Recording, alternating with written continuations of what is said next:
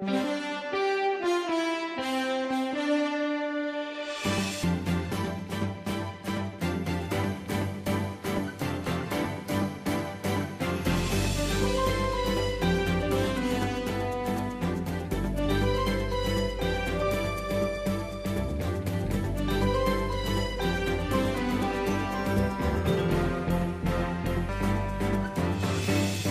the Ministry of the Presidency in Georgetown, this is This Week with the President. Welcome to This Week with the President, a news magazine which provides you with an in-depth look at the policies, programs and work of the President of Guyana in his quest to realize the good life for all Guyanese. I'm your host, Gomiti Gangadin. In the highlights of this week, President swears in Justice retired partisan as new ChiCom chairman.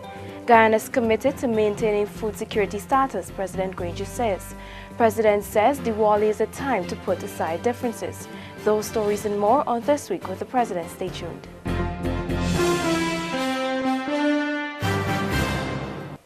In November 2016, Dr. Steve Surajbali, chairman of the Guyana Elections Commission, ChiCom, announced his intentions to resign from the post. According to Dr. Surajbali, the decision will take effect as of November 30th, 2016.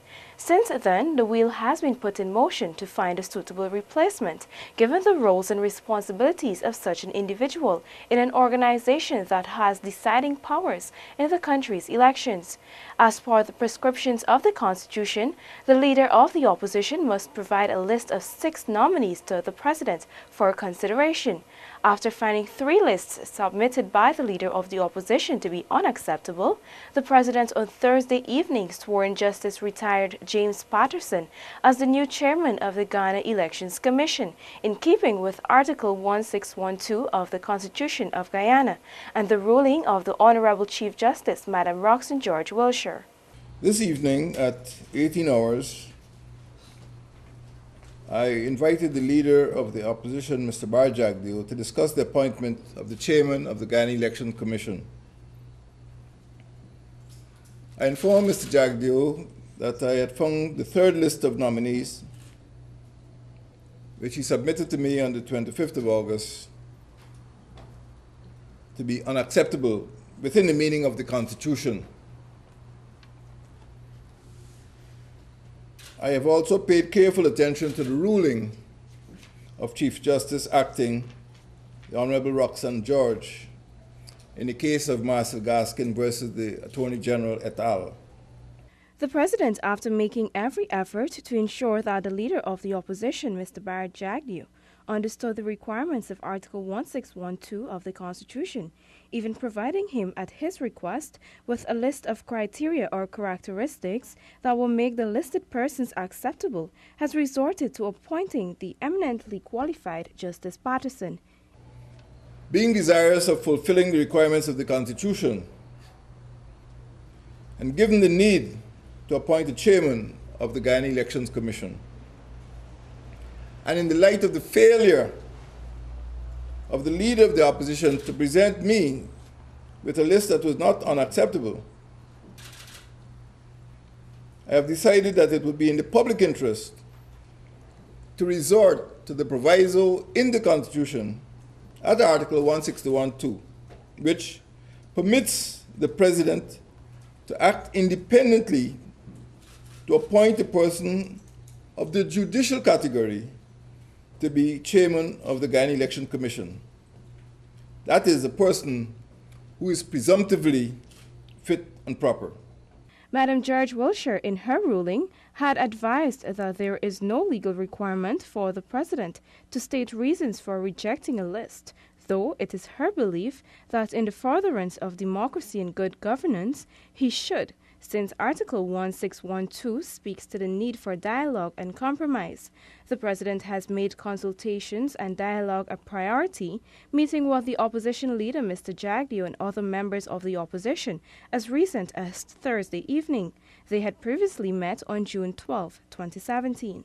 After the first list had been rejected on constitutional grounds, the head of state and Mr. Jagdeo engaged in a period of consultations with legal representatives from the People's Progressive Party, PPP, meeting with the Attorney General and Minister of Legal Affairs, Mr. Basil Williams, to ensure that there was a clear understanding of the requirements as stated in the Constitution.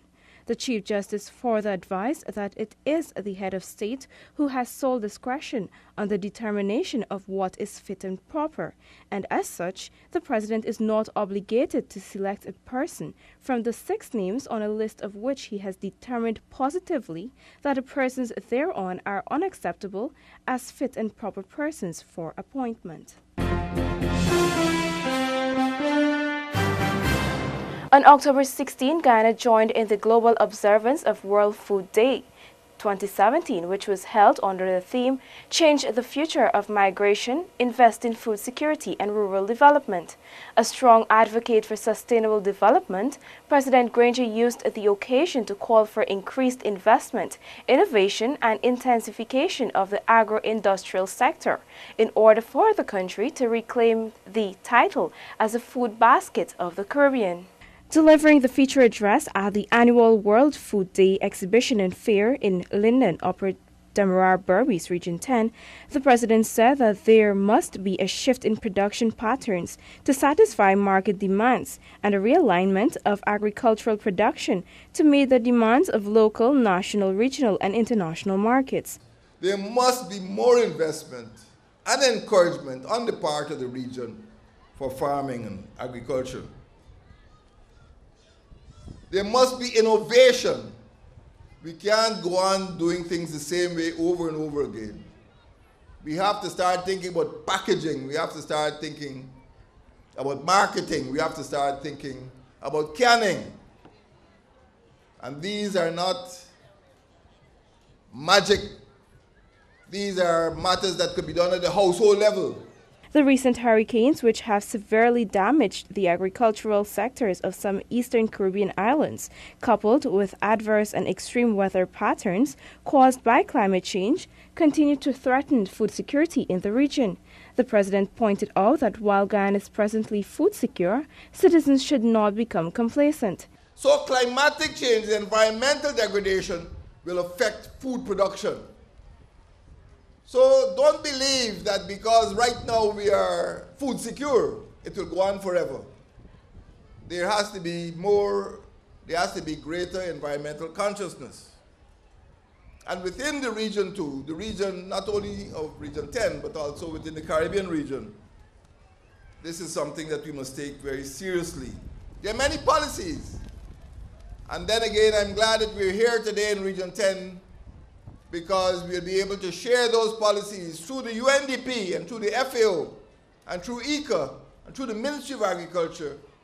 We'll be able to share these policies with all of the citizens of Linden and throughout Region 10, all the way up to Kumaka, all the way up to Kukwadi, all along the rivers, to Malali and to Kalkuni, so that all the residents of this great region could get the message about food security. President Granger is convinced that Guyana can ensure improved access to nutritional food for its population, but it must address the deficiencies in national food security to take its place as a provider of food for all for the country and the Caribbean. He also pointed out that the wider Caribbean region can ensure greater food security by helping to reduce its mammoth food import bill of more than $4 billion per year. Every year, the Caribbean imports about $4 billion worth of food. That's $1 billion worth of food. Much of that food could be produced in Guyana. And it is for places like Region 10 to take a step forward to increase its food production to get a bite of that big food import bill. And this could take place at the level of the household and family, at the level of the municipality and community, at the level of the region, and at the level of the central government. The government is in the process of opening up intermediate savannas of Region 10 that has been earmarked as Guyana's new agricultural frontier as the country continues its quest to narrow the developmental gap between the coastline and the hinterland. Additionally, agricultural stations are being established at all of the major eco zones across the country. These stations will demonstrate the agricultural potential of the area, establish nurseries for planting material, herds of cattle and small ruminants to provide breeding stock for farmers, and seed stock for entrepreneurs. These initiatives will create new employment opportunities, both directly and indirectly, as the country's economic base is moved inland and will complement other activities such as mining, forestry, and support services. This year's World Food Day theme takes into consideration one of the main push factors for migration is the lack of or difficulty in accessing nutritious, wholesome food. IOM will continue to work with its partners such as the Food and Agriculture Organization, the Government of Guyana, to ensure that people migrate as a matter of choice rather than by necessity. Consequently, we strongly commit to combating factors that lead to forced displacement, such as food insecurity. World Food Day promotes worldwide awareness and action for those who suffer from hunger and for the need to ensure food security and nutritious diets for all. It also provides for the platform for countries to demonstrate their commitment to achieving Sustainable Development Goal number 2, which is to achieve zero hunger by 2030.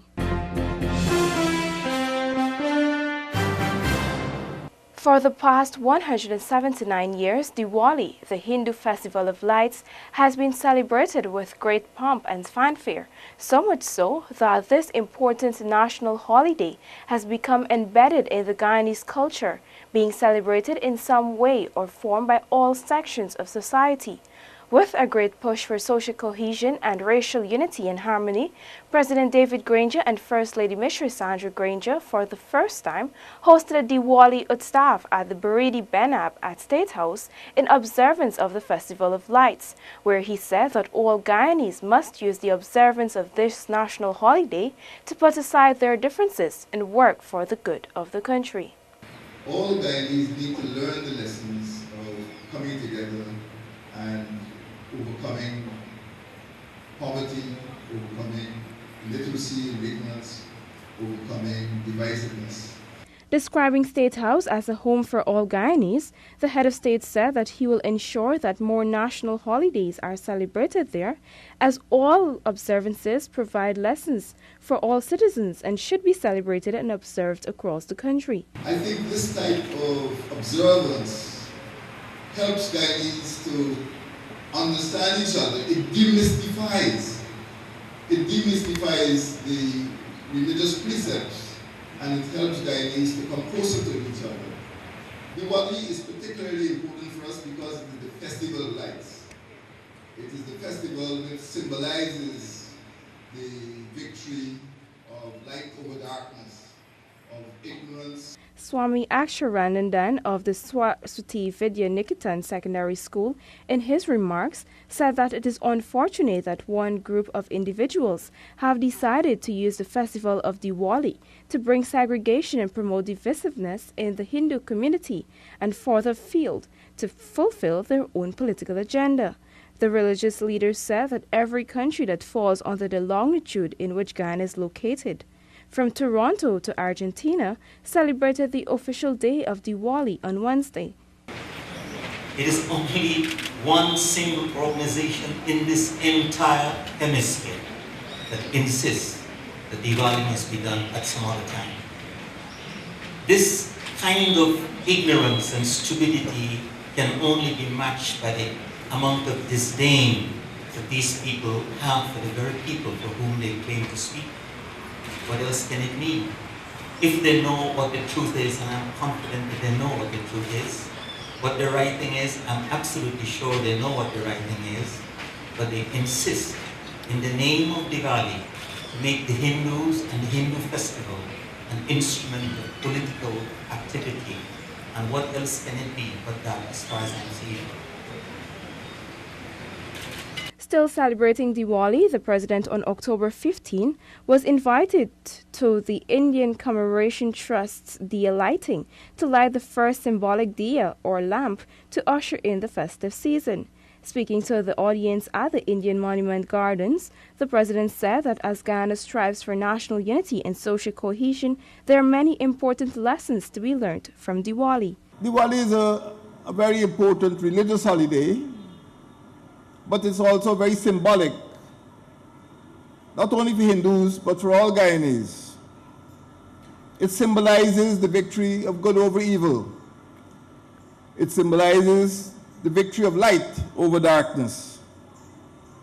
It symbolizes the victory of hope over despair. And I like to feel that it symbolizes the victory of knowledge over ignorance and of prosperity over poverty. Then, on the eve of Diwali, the president joined with the Ministry of Social Cohesion in their Diwali celebrations on Main Street, where he charged the Ministry of Communities to encourage the 10 regional administrations to work with the Hindu community and other social organizations to host important cultural and religious observances such as Diwali. This, he said, has the potential to break down barriers in communities and promote greater social cohesion and a better understanding and appreciation of various festivals. Let's take a look at the President's diary. President David Granger on Saturday evening attended the 72nd Independence Anniversary celebrations of the Republic of Indonesia, which was held at the Pegasus Hotel, where he said that as Ghana continues to push a green economy to protect the environment and mitigate the effects of climate change and global warming, it looks to Indonesia for its experience and expertise in the fields of carbon accounting, coastal zone management, and forestry management. Further, he noted that Ghana anticipates enhanced cooperation in international climate change negotiations. Guyana and Indonesia are both vulnerable to the adverse effects of climate change.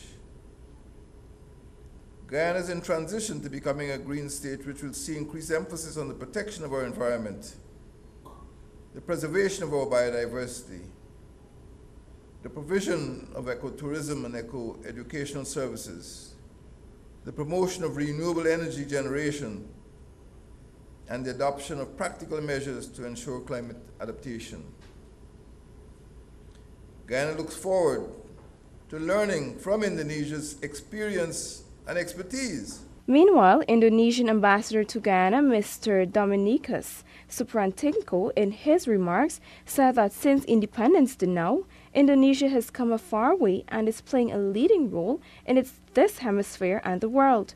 He noted that Ghana and Indonesia have enjoyed a friendly relationship, and Indonesia now looks forward to further strengthening ties. If there is one thing that President David Granger has been consistent in advocating, it is access to education.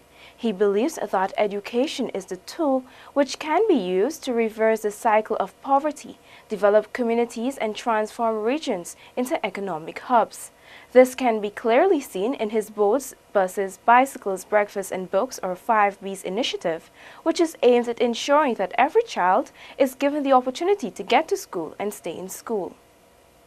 In keeping with this priority of his, the head of state last Friday announced that the Burnham Education Scholarship Trust, the BEST Awards, has extended its mandate from ensuring just access to secondary education to support as far as funding allows to tertiary education. He made these remarks at the 6th Annual Best Bursary Awards ceremony, where 2 students from the 2012 batch of awardees received checks to cover the cost of their first year of tuition at the University of Guyana and book vouchers totaling $50,000 each. The other awardees received their $30,000 book vouchers as well as $10,000 each in honor of the 60th anniversary of the People's National Congress reform. We reward success. And as long as you continue to perform well, you will continue to get assistance. And we would like one day, those of you who will be going to University of Guyana, and we commit ourselves, we don't want to promise now, but we will try to ensure that as we do our fundraising, we can keep you throughout the University of Guyana, because we want Guyanese to stay here.